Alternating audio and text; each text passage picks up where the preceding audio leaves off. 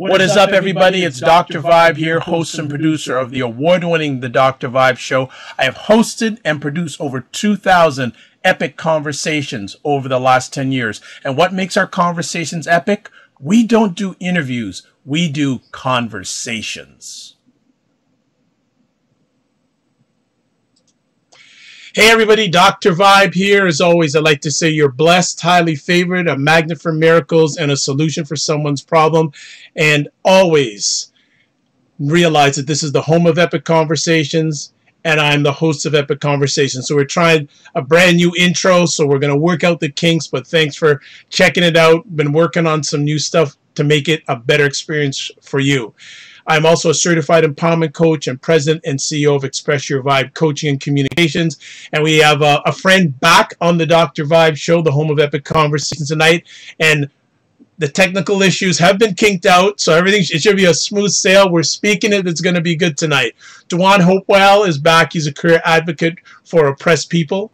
His work has been instrumental in passing major legislation in the Maryland General Assembly, including marriage equality, the DREAM Act, and retirement security. His anti-hunger work resulted in an unprecedented funding increase for the legislature toward school breakfast programs for children. He currently runs a blog, and it's a really good one called HopewellThought.com, and definitely check it out, and contributes for HuffPost and Blavity.com. His current focus as an entrepreneur is creating jobs on the south side of Chicago. So welcome back, D'Juan Hopewell. How you doing, sir? Not bad. Thank you so much for having me. I really appreciate the opportunity. Excellent. Excellent. And what have you been up to since we last chatted? It wasn't that long ago, but what's been going on? Still kind of getting settled in Chicago, and I have been writing. There's a lot happening, so been writing a lot. I actually did a piece that I published on HuffPost a few days ago about the Colin Kaepernick and the NFL boycott, and today I actually just published a piece on what happened in Charlottesville, Virginia. So there is a lot to write about and a lot to say. So I've been doing a lot of writing, actually. Well, these days, if people do not have content to write or talk about, I don't know what other time in history you're going to get this type of opportunity to talk about content. It's there. No, in the Trump age, like literally, just wake up and just reach up, and there will be 5 stories that you can write. Exactly, exactly.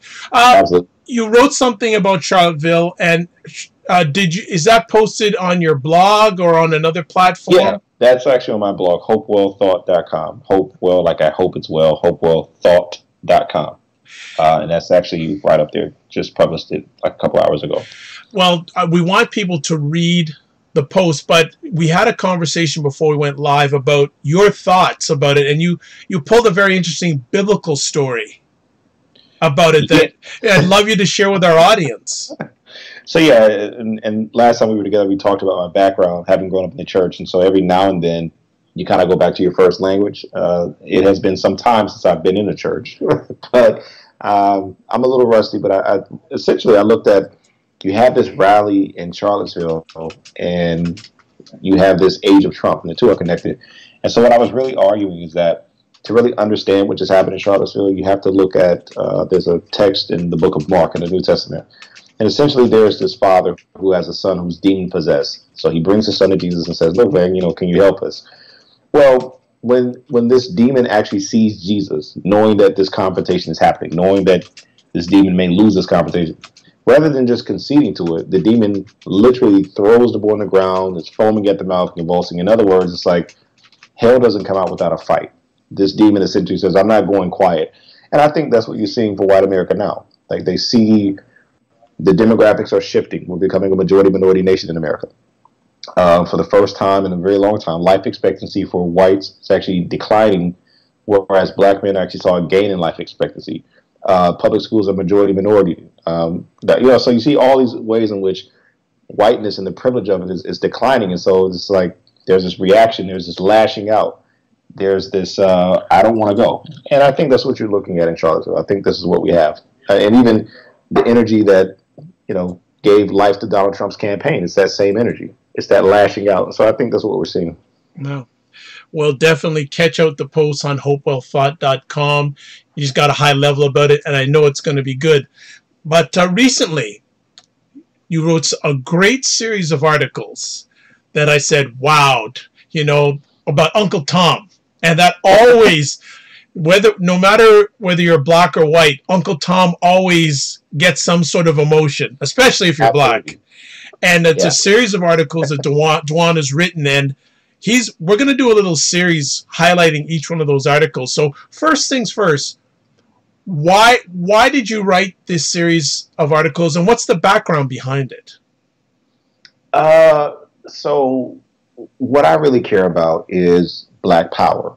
In other words, black people having the ability to determine their own course, right? Self-determination, having the power to say, this is what is going to happen in my life, in my community. Self-determination, independence, being free of other influences, to be yourself. Okay, that's power. So there's nothing scary about the notion of black power. Everyone should have power. Black, white, red, whatever. Everyone should have self-determination. And so when I start talking about black power and self-determination and independence, these kind of things, I notice that a lot of people back off of that. Black people, and in particular, a lot of liberals, right? So these are the more progressive set of folks. They really kind of shun this idea. And so what I thought was appropriate is to really come back and define this term. Because we always talk about Uncle Tom. We think about it as being some sellout, right? This black person who's a conservative, they vote Republican, and they're a sellout. And that's the Uncle Tom that people have in their heads. But essentially, what I really wanted to get across is that when you are an impediment to, whether actively or passively, black power, when you are stopping that, when you're mitigating that, when you are holding up the progress of your people in any way, you are in fact an Uncle Tom, even if not permanently, maybe temporarily, maybe just for a moment. And we're Uncle Toms in different ways, and we all wrestle with it. You know, I talk about this in the article. By virtue of being an American, you have some trace of Uncle Tom in you, and sometimes it's just for survival, right? So I talk about, like, in the 1940s, you may have literally been forced to buy from whites or be killed. And that was a real thing in America. Like, you could literally die if you don't spend your dollar over here. Well, that's survival, right? You're kind of conceding to that because you want to survive. And then I talk about in the modern day, it happens still. So we talk about the example of Van Jones. He's been a commentator for CNN for a while. The night of the Trump election, he really just blasted Trump voters as being, you know, a bunch of bigots, and this is a big white lash against black progress. And then all of a sudden you turn the page and he's going around the country doing these town halls with Trump voters to explore their views, right? Well, survival. You got to keep it that, right? So there's this thing that we all do. But there are different types of Uncle Toms, and they're not all the same. So I just kind of wanted to explore these different types and these different ways that we kind of operate in this, and really do some self-examination. Find yourself in it. And so I decided to be vulnerable and talk about myself for the most part. The person that I condemn most of being an Uncle Tom is me in all these articles. And so the first one was the religious Uncle Tom. And again, having grown up in the church, having that background, there are a lot of ways that the black religious experience actually hinders black people from having power. There are a lot of ways in which the black religious experience actually, I want to be careful. There's a richness and a beauty to the black church tradition. And there's certainly elements of liberation in that. But there are also elements of oppression. There are also elements that actually retard black progress. And I think we have to call that out and be critical. Well, you're, of course, starting with a small institution first, the black church, you know, like, nothing like going after the big institutions first, you know, just like, but, and of course, in your first sentence in the religious Uncle Tom, you mentioned a fairly well-known pastor. I did. So you're going after the big boys. Again, I want to be clear. Yes, I did mention a big name, and that name is Bishop Thomas Dexter Jakes, Bishop T.E. Jakes. And again, I want to be clear. It is not to say that he is an Uncle Tom. What I'm trying to do in each of these pieces is put a face on some of the behaviors and say, you know, when we do these things, this is what we're saying. This is how we actually impede black progress. It's not to say that he permanently lives in some state of Uncle Tom. I don't know. I've never met the guy. I've literally never. So I can't say that about him. But I can say these things, these behaviors, these traits are not helpful. And again, indicting myself first. And so I spend most of the time talking about myself and my religious experience, how I was sort of that religious Uncle Tom. So yeah, I spend a little time talking about his ministry. And again, to be fair, I've never attended his church. I've never been a member of his church. I've never lived in Dallas, Texas, where he is based now. But based on what I know of his ministry and based on what I could ascertain from research and what his ministry says about itself, we talk about how the practice of ministry isn't necessarily conducive to black liberation. And so I kind of take some time to deal with that. Let's drill down on that. Drill down on that for our audience. The practice of the black church doesn't help black liberation. Yeah, so essentially, if you look at the black church, and again, we kind of used him as an example because he has such a large platform, right? And to whom much is given, much is required. There are a lot of great things that his ministry does, right? The ministry to, felons and people in jail and helping some of them transition, those types of things, and feeding people, and all that's very good. The issue is with the resources that you have, that ministry could be and should be in a place to actually build institutions and structures that completely build power for black folks. And so the criticism could be, well, listen, the pastor, he's just supposed to preach to individuals, and those individuals should go about changing the world, right? His responsibility stops there. And so I make a historical critique using the AME Church. So the AME Church, in the post-slavery period, these are people coming out of slavery. These are not rich people, right? But what they do with their congregations is they come together, they put their money together, and they build schools, they build institutions to educate black people, to empower black people. They keep those schools open. They maintain those schools. They self-capitalize those schools. You have folks like Bishop Henry McNeil Turner, who is not somewhere in New York State or in Canada, right? This person is living in central Georgia. And this is a place where there is a danger to speaking up. There's a danger in speaking out on topics of black liberty. There's a danger. And he's very outspoken. He runs for the state legislature and all these kind of things. And then you contrast it with the ministry of Bishop Jakes. There's never, again, historically at least, there's never really been a commitment to speak on topics of black oppression. There's always been a certain, let's play it safe, middle of the road. We don't want to offend people, so we'll talk about prosperity. We'll talk about, the here, the over yonder, right? We talk about all these things. But there's a hesitance to really deal explicitly with black oppression. There's a hesitance to really deal with injustice specifically. And again, even in the biblical text, there are examples. So you take the prophets in the 8th century in particular, people like Amos, people like Micah, people like Isaiah. They're very direct. They're very direct in how we should treat the poor, how we should treat the oppressed. They're very direct in calling out people who are in power and saying, you are wrong. And we don't really have that today in the black church. And there's a pastor in Atlanta, he said this once, and they always stuck with me. He said, our nonprofits have made us nonprofits. We got to be prophets and prophetic because we have these nonprofits that we're trying to run and make friends and everyone, make friends and all that kind of stuff. So we're missing that element in the black church. And so I just use him as a face of it. But again, the criticism is much larger than one individual. Okay. Some other things. Here it's interesting. You're saying some of our churches can raise a nice offering. In fact, the black church is one of the few institutions that successfully pools capital of black people. Those dollars, however, go to maintaining the faculties and work of, quote, the ministry, unquote. Yes. This is, I think, the most tragic part of this, right? Because at the end of the day, if you want to have power, you want to have self-determination, if you want to have influence, you want to be able to determine the course of your life and your community, it's going to come down to resources, period. You can't pray your way into it. I mean, let's just be out, like, it's going to come down to resources. And trying to actually organize that is very challenging. Like, it's just really, really difficult.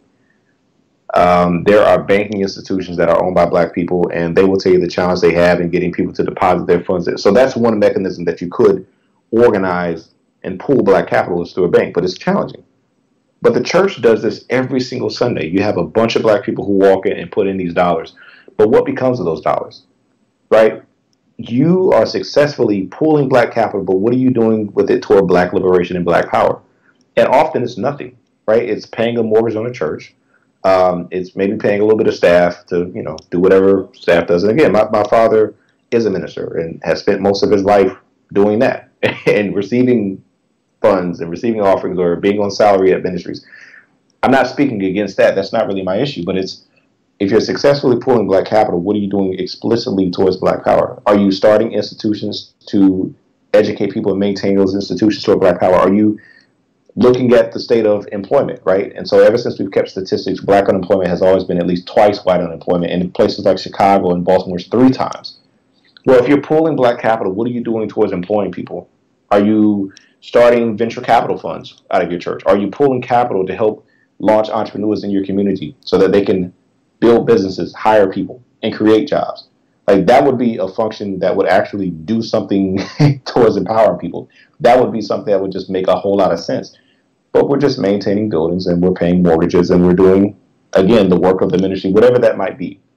But if you're going to be true to the biblical text, if you're going to be true to the history of the black church, there's more to it than paying a mortgage and throwing out some breadcrumbs to people. And I think, again, the AME Church is a really good example of that, and there are many others. Why do you feel that there isn't more, lack of a better term, questioning of the black church when it comes to financials? I don't think it's specific to the black. I think it's pretty universal. I think universally, the easiest thing to do is to maintain institutions that don't necessarily liberate anyone. And again, I talk about the 8th century prophets. Remember, those people I mentioned, Amos and Isaiah, if you read through the biblical text, it's not like everyone likes them either, right? it's not like they're in the mainstream, right? They're still a minority, right? They are a voice challenging a large institution, if you will, the church, right? They're challenging the church of their day and saying we should do something different, but they're in the minority. That's never changed, right? And so for whatever reason, the strand of theology that says we should be about the liberation of people, the strand of theology that says we should empower people, the strand of theology that says we should really care about oppressing people, that is always going to be on the sideline somewhere.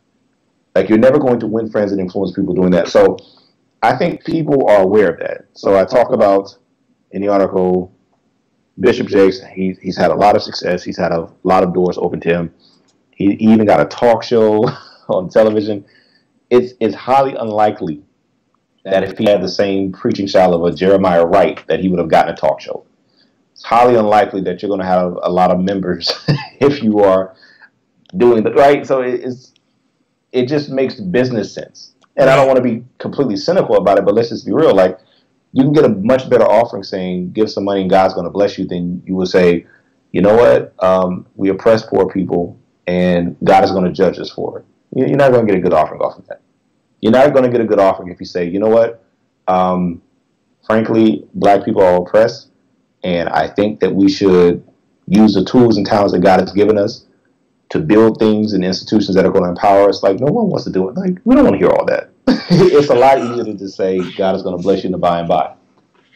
Do you feel that one of the reasons, if we look at a T.D. Jakes ministry, that they're not talking about specific black empowerment? Because if you look at a T.D. Jakes ministry, there is a majority of black, but there is other races that come to his church. So do you think is it being safe and also business wise by not preaching black empowerment, because his congregation isn't 100% black? And if those who would it scare people off who weren't black if he started preaching from the pulpit that message?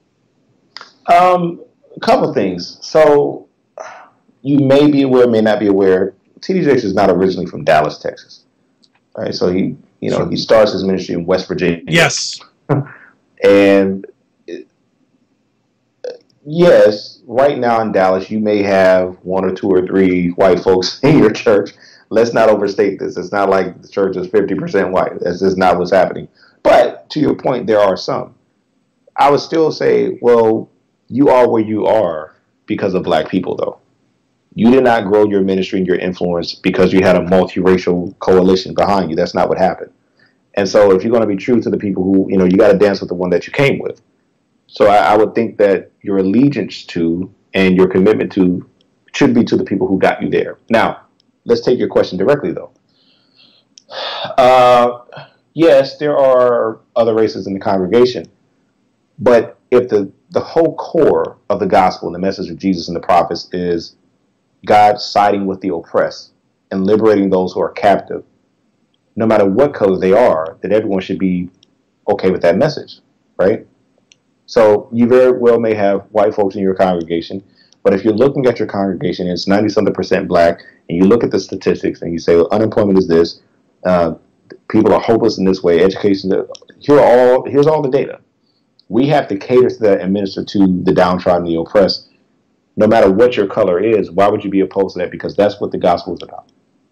And so I would just challenge that and say that doesn't really fly. Okay, no problem. No, it's just putting it out there and wanting to hear what you have to say back at it. So, and he's not. I'm sure there are other men of the pulpit that are in that same sort of situation. That people like yourself say, you know, why aren't you talking more about empowerment when you see the empowerment that these individuals have in their own? Well, and I want to be fair to him. Now, again, I'm 30-something years old. I've been very familiar with his ministry since I was a child. Okay. Right. And in all that time, he has been very adamant and very careful to preach self-empowerment. He has talked about self-empowerment. Okay. How an individual can, right, because he's an entrepreneur himself, and so that's kind of the lane that he runs in. And that's very necessary, and that's very good. But again, you have the resources and the influence to build structures and institutions to help those individuals get there. And that's the part that's lacking. Right. Right now, to pick back up on your question directly, it is curious that you do have people, and I want to be careful with this. Like, again, my dad is a minister, and having grown up in this, I can tell you that very few preachers are doing really well. There are not a lot of preachers who just have a bunch of money. That's not really how that works. Most of these folks work a second job, or they're just trying to get by. But you do have an elite 1%. So the T.D. Jakes of the world and other folks who might have large television ministries, yeah, they're living large. Which, okay, fine. I mean, I'm not categorically opposed to someone doing well. But the question is, with the resources that are coming in, what are you actually doing for those people who are contributing to your ministry to help you live that life so that they can get there also? And oftentimes, that's the part that's lacking. You're giving information, you're giving nice sermons, but you're not actually building anything to help. And you're not really speaking to their condition directly, right? It's a lot of pie in the sky kind of stuff, and it sounds nice, but it actually means nothing for planet Earth. And again, if you're going to be true to even the biblical text, the prophets speak directly to their social condition, and that's what's lacking often in the black church.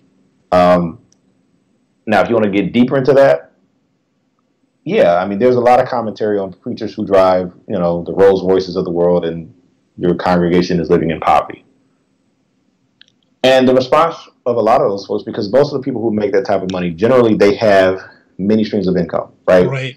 But the foundation of your income is, and the cornerstone of it is that you're a pastor, you have a large congregation. So even if you say, well, I got my income from selling books. Well, you got that income from selling books because you had built a platform as a pastor from these people.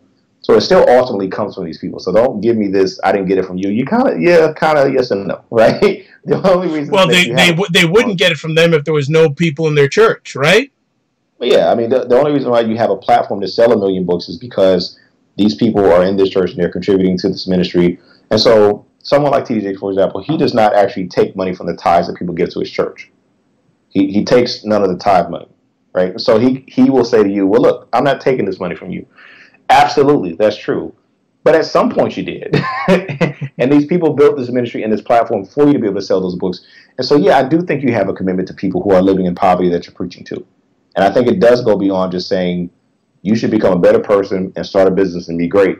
Well, I don't have the capital to start a business. But you happen to pastor a church that takes in thousands of dollars every week. Perhaps we collectively could look at how we could have some type of pool of capital to help people like me that you're preaching to. And those are the things that are really lacking in the black church experience. So, yes, you can preach to people and you can give them guidance and you can give them sermons, but we're not actually living out that gospel, if you will. And so in that sense, as a pastor, if your ministry isn't actually moving toward black power, you are maybe unknowingly, maybe accidentally holding back black progress. And in that sense, you become somewhat of an Uncle Tom. Okay. Okay. Understood. Understand where you're coming from.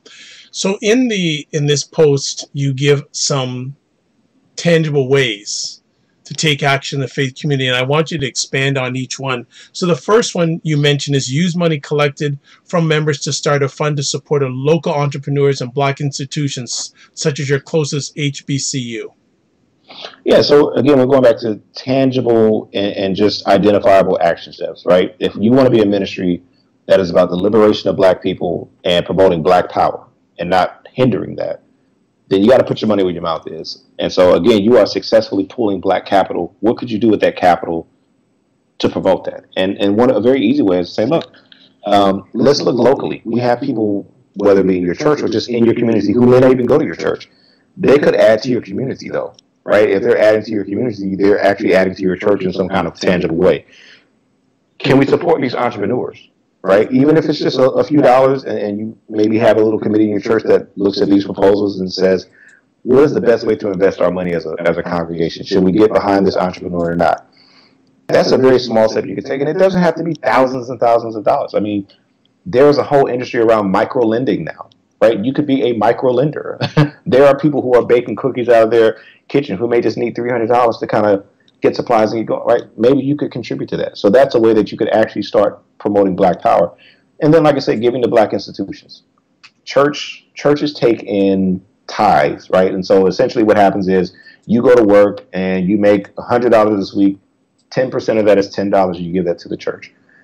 Well, maybe as a ministry, you tithe, you give, you support other institutions and black institutions that are working towards black empowerment. And a very easy way to do it is to say, look, what is the closest HBCU to me? Right? So let's say you're living in Washington, D.C. Well, the closest HBCU is Howard University. It's just write a check. Give it to Howard University. And as a congregation, since you're writing that check, you now have influence with Howard. You could say to Howard University, we as a congregation value these things. We would like our dollars to go toward this. Maybe you want that dollar to go towards scholarships. Maybe you want it to go towards the sports program. You can actually determine that. Right? But this is a way to actually promote black institutions and keep them viable and strong. Nice, nice. It's interesting that we don't see more of that because the need is right at their doorstep, literally. Sorry. Yeah, I mean, here's the thing. As a pastor, you don't hear from a distance about the struggles of people, right? You are firsthand looking at them, dealing with them, you're touching them. They're in your office all week. Pastors are on the ground. They know what's happening. And so the idea that you can't come up with a better response to it is troubling. And some of that is going to require checking egos, right? In other words, if you go to any nonprofit organization, I can only speak for the States, generally they have a well-defined social mission. So this nonprofit exists to do after-school tutoring with at-risk children. That's what they do.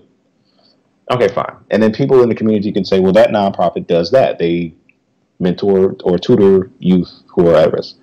This nonprofit does affordable housing development. And so everyone can say, oh, they do affordable housing development. As a rule, there are exceptions. Most people in the community can't tell you what a church does as its function. Like, they can't point to, oh, they're the people that do what? Or if you would just poll the average person on the corner and say, hey, there's this church around the corner from you. Are you glad that church is in your community? And most people would have no answer or would say no. They couldn't emphatically say, we are so glad they're there because they do what? So extend that thought. To really have impact, if you're going to really promote the empowerment of people who are oppressed, maybe you should pick one lane and run in it. Maybe you should say, this church does this. And if you need that, then we will gladly refer you to Church X over here who does that. But focus on one thing and do it extremely well and solve some type of problem. True. But that would take a lot of ego checking. And that would mean you saying, I acknowledge that I'm going to lose members that could come here, but I'm going to send them somewhere else. And that would just be really difficult for people. Excellent. Your next point is deposit church funds into a black-owned bank. And it'd be interesting to know how many black churches actually do that. You know what? Yeah, it would be interesting. I don't really have any data on that. But I would say, anecdotally and just based on my experience, very few. Very few. And look, churches are institutions, and institutions are formed and maintained and run by people. Right. So essentially, whatever your personal practices are, they're going to bleed into that institution. So if you're the pastor of the church, if it's not in your purview to deposit your money into community organizations or black-owned institutions, you're probably not going to do it with your church. It's just not on your radar, right? However, again, if there are 15 churches in a 6-block radius, how much capital is coming in and out of those churches every week? And it's not necessarily a lot, but if each of you decided we're going to deposit into these institutions, there would be money available for those institutions to make a couple more loans, right? They could sponsor another homeowner. They could help another entrepreneur get a loan to start a business in that community. These things would actually have a tangible impact. And they would be going towards black power. Your next point is use the pulpit and church communications to direct members to business owners in the congregation and the community. Absolutely. So again, ever since we've kept statistics, black unemployment has been twice what white unemployment is. The best way, the fastest way to remedy that is to grow and expand black-owned businesses. The data suggests that black-owned businesses are more likely to hire black people, right? And so rather than complaining about who's not hiring and who's discriminating, well, let's just support our own institutions and our own businesses and grow those. And so look, you have a platform, you have a captive audience. If you can help steer traffic in that way, why not do so? Right? And so there may be some restrictions and limitations of what people can say politically from a pulpit, but nobody's telling you that you can't spotlight a business in your community. No one's telling you can't do that. There is no law that prohibits that. And if that business can grow and can hire, perhaps they can hire members in your church.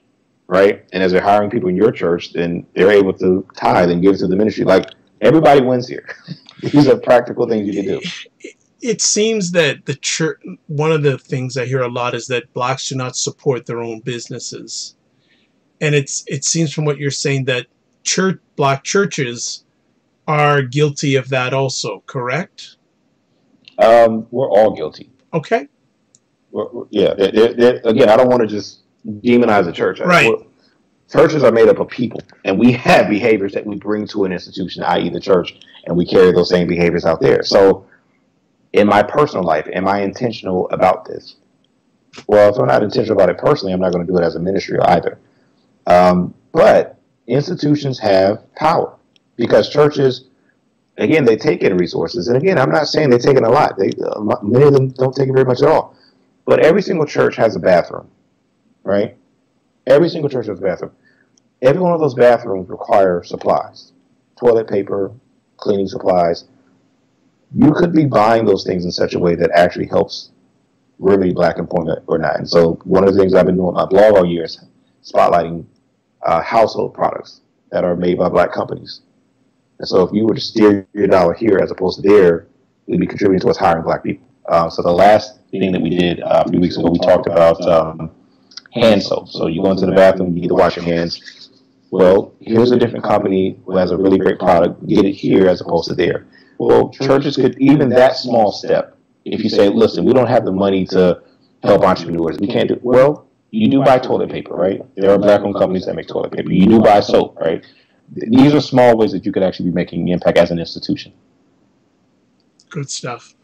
Next point, require candidates for public office to articulate their plan for black empowerment through economic development prior to giving them a platform at your church. So it makes it sound like you've seen examples of this where it doesn't happen. Yeah, so I've worked in politics for years, and it is well known that if you want to go talk to voters, where do you go? A little black church. And far too often, pastors are just glad to have these well-known public figures just come to their church so they can smile and wave. And in doing so, there's a certain tacit endorsement that's happening, whether they intend to or not, because you've welcomed this person, you've acknowledged them. In some way, you're saying to your congregation, they're okay. But at what price? Like, what price did that politician pay to get that tacit endorsement? Very little. They just said, they had their schedule reach out and say, we'd like to come to your church, and can you just spotlight us? And, oh, yes, because the pastor wants to be friends with that person who's a big shot and they have influence. And so the pastor's glad to do that. Well, that's not a very dynamic, prophetic way of operating a ministry, right? I think what you want to do is Dr. King. Let me go to Dr. King.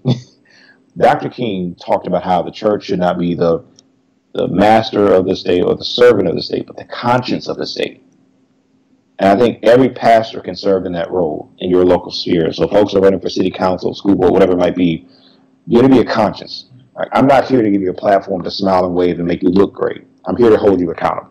So if you want to come to my church, that may be the one time in every 2 or 3 or 4 years that I have some influence over you, but I'm going to use that one opportunity.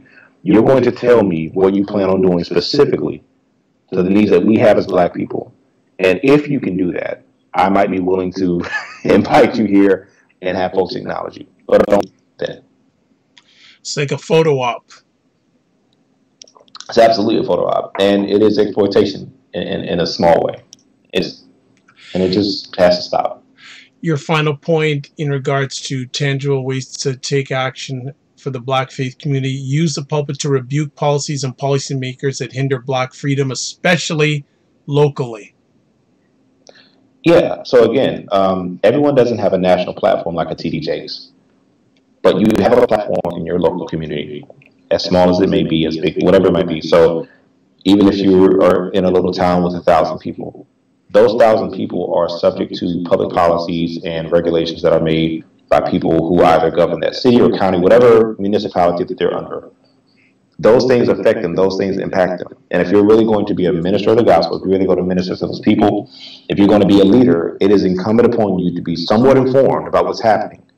And when things are happening that are foul or things that are happening that are oppressive, in the same way that the prophets and the scriptures highlight those things and they give voice to it, I think that's your responsibility as a pastor. It is up to you to say, this is happening, and this has a negative impact on poor people, a negative impact on oppressed people, or just us, period, whatever it might be, right? You have an obligation to that. And far too often, we just don't get that from churches. We get, well, the Bible says this, praise the Lord, and have a good week, right? But if things are happening in your city council, they're going to damage children, yeah, this is your moment to speak up and say something. In going over your article and the points you just shared with us, what do you, like, two-part conversation piece, why is the Black church, some facets of the Black church, Uncle Tom-ish, and what do you feel is outside of, you've given some points here, what kind of event, what is it going to take for it to turn that corner? You've listed some things here, but I have a feeling it's going to take something more than that, and especially in the social political climate in America today. If it isn't going to happen now, when is it going to happen?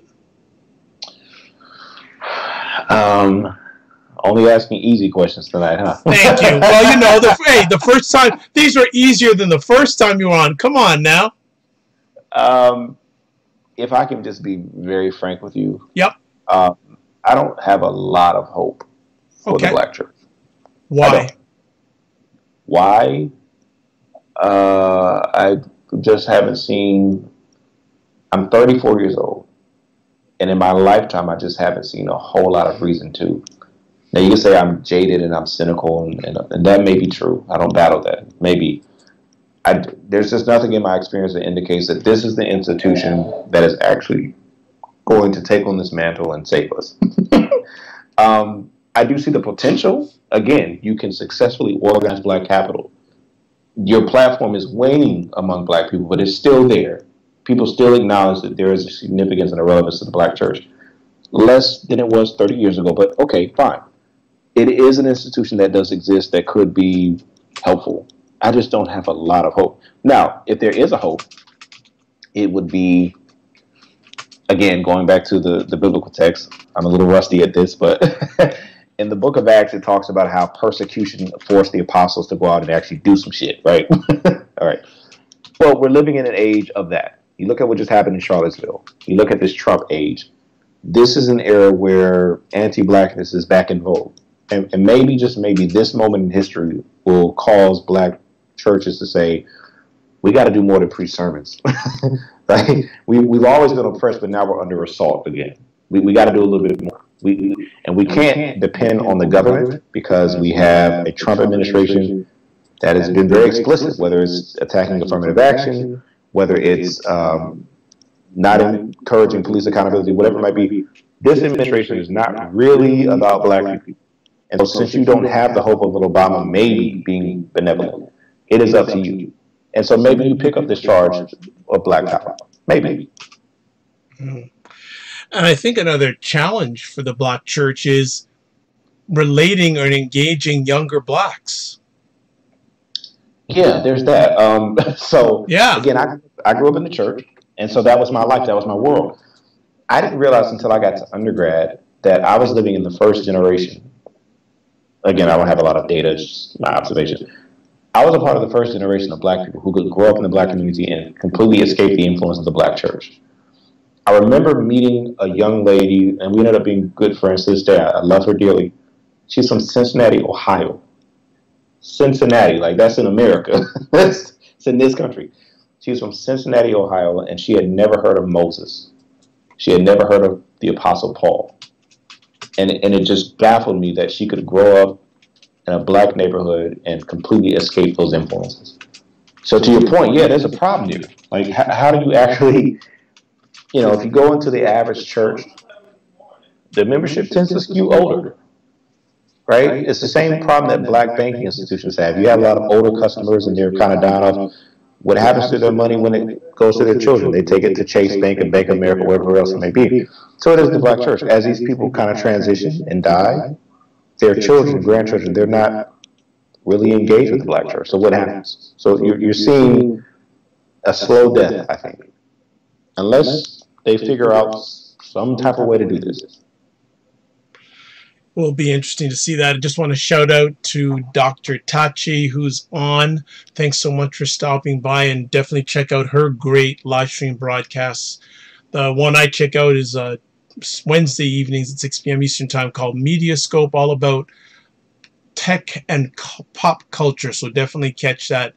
So yeah, because that's one of the concerns I have for the church overall, is that they're just not getting the engagement of younger people. And I think, as you said, some of the things that you've set out that the faith community should do would certainly bring in more young people, black young people, about empowerment, entrepreneurship, etc.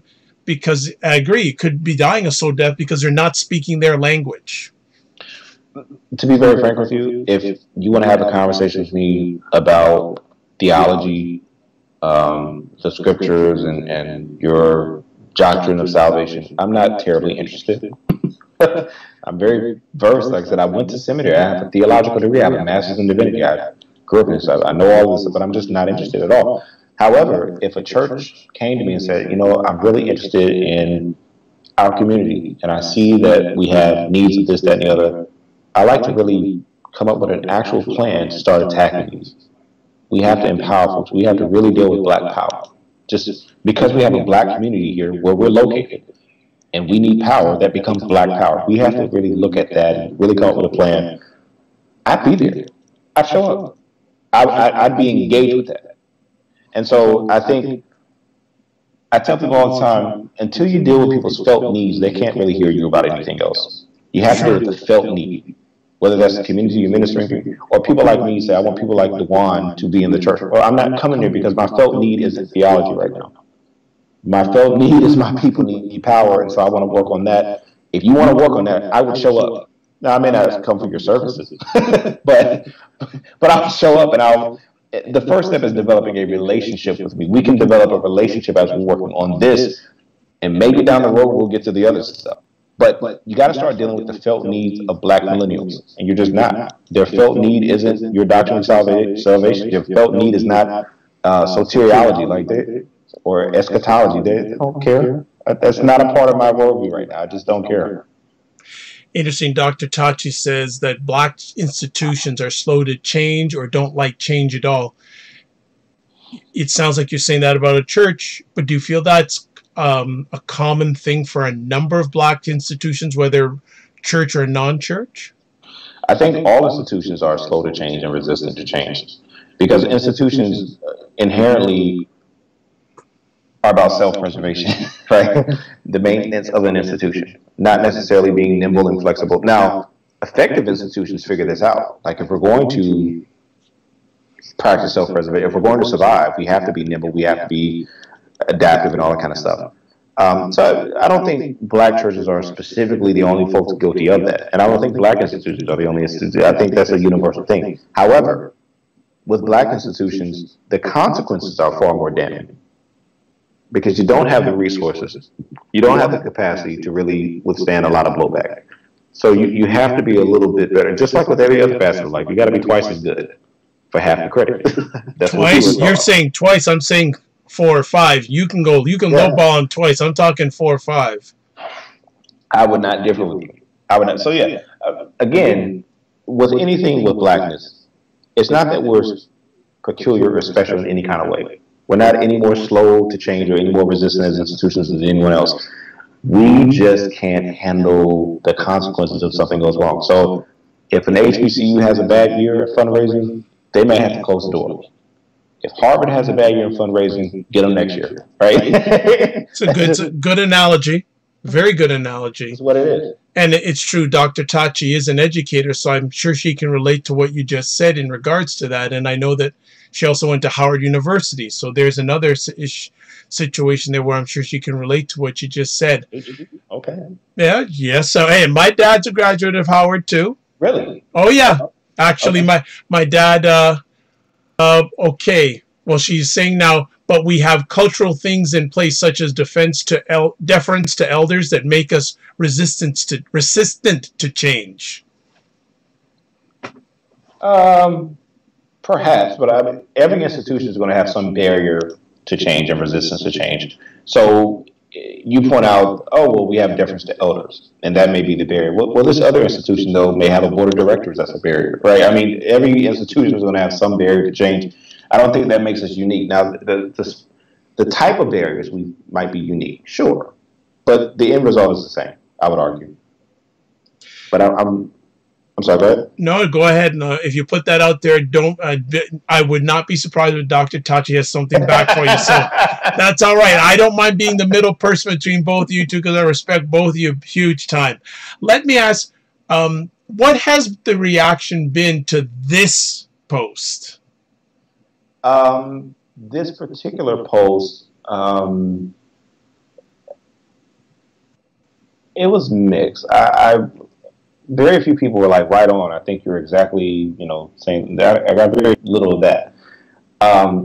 Obviously, some people who just really adore Bishop Jakes are going to just attack you because they exactly adore Bishop without really considering the argument. And again, I try to be very careful in indicting myself first. I wanted to be the primary target, but that gets lost. I mean, they're just, they see Bishop Jakes and they just kind of go crazy on that. Got a lot of that. I had some people who were not necessarily apologists for Bishop Jakes, but really their pushback was, well, you're not intimately familiar with every aspect of his ministry. You don't attend it, so it's maybe inappropriate for you to make a criticism. And there's something there. I think there's something to that. That's fair. I don't think that's an unfair criticism. All I can do is, with the information that I have, and especially if it's coming directly from your ministry, if your ministry says this is what we do, these are the things that these are our functions, I have to kind of accept that as being true, right? So as best as I can discern, that's all I have to go off. So those are kind of the basic criticisms that I got. Okay. So no one, not too many people say, "Hey, you're right on." They sort of said you're right on with a caveat. Very few people said I'm right on. I didn't get much of that. Well, you're a brave man. You're a brother, sort of contesting the black church. So I don't think you're going to get too many right-ons. No. And as you pointed to, this is the largest series that's still ongoing, actually. And as I've continued to write, I've got a lot of resistance and pushback. I took a couple of other big names to task. Yes, we'll be getting to those in future conversations. Definitely that is one of the reasons why I wanted to look at it as a series, because you take on different areas or different individuals who are held in high regard by many blacks. So it's a very interesting series, and we're looking for you to share a little bit more about it. Any closing comments you want to make about this particular post about Uncle Tom's and the black church? Well, again, I want to first stress that we all wrestle with some level of Uncle Tom. And the first one I'm saying is me. So I'm indicting myself and just taking a hard look and say, look, how am I hindering the progress of black people? whether it's intentional or unintentional, whether it's passive or actively. And I think when we start to do that and because again, the word Uncle Tom, that throws us off. We get really defensive about that. But I wanted to kind of reshape the narrative around that term. We just think it's that guy. And it's like, no. We all need to look at how we are individually hindering us. And if we're bold enough to do that, I think we'd be getting a lot further. And that's the whole point of writing it. I want us to get further. And to do that, we have to attack that Uncle Tom. Excellent. Well, thank you so much for taking the time, and we're going to be seeing you soon again, because there are this series continues and it gets legs all the time. If people want to touch base with you, how can they do that? They can always go to my website, hopewellthought.com. Fastest way to get me, honestly, is to go to my Facebook page, Hopewell Thought, or on Instagram, Hopewell Thought on Instagram. I'm a little faster to respond on some of those outlets. Excellent. And we'll have all that contact information posted on the replay of this epic conversation. I am Dr. Vibe here. I'm host and producer of the award-winning Dr. Vibe show, the home of epic conversations, and I'm the host of Epic Conversations. Also know that Thank you so much, Dr. Tachi. Appreciate that you were here for the conversation. Myself and D'Juan definitely appreciate it. Absolutely. And I know you're going to challenge him some more, so I'm looking forward to more of the challenges. Because he thinks that I'm the one that gives him all the hard challenges. No, the audience is there too. I'm President and CEO of Express Your Vibe Coaching and Communications. If you would like to touch base with me, the 3 best ways: Twitter at drvibeshow, email address dr.vibe at drvibeshow.com, and finally website address www.drvibeshow.com.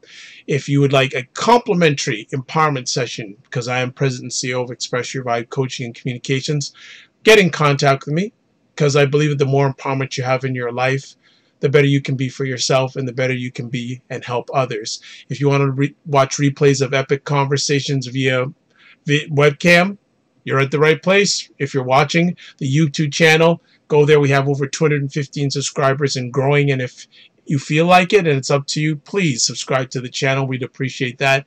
If you want to watch or listen to replays of my conversations via audio, website address, Apple Podcasts, iHeartRadio, TuneIn Radio, Google Play Music, Stitcher Music.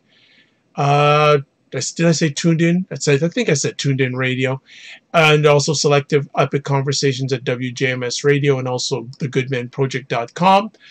Also know that I'm a certified, not certified, I'm a brand ambassador, for the online site CuisineNoirMagazine.com, the only online site dedicated to African Americans in food, wine, and travel.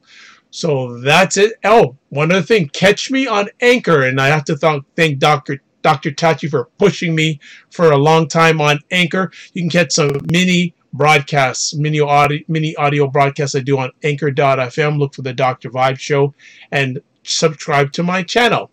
As always, I like to say, live your life as a dream. If you can dream it, you can make it. And also remember, sometimes you have to get smaller to get stronger. Thank you so much for watching the conversation live on the replay. And D'Juan will be back soon with more Uncle Tom stuff. So be ready, be ready, be ready. God bless, peace you well, and keep the faith. Good night, everybody.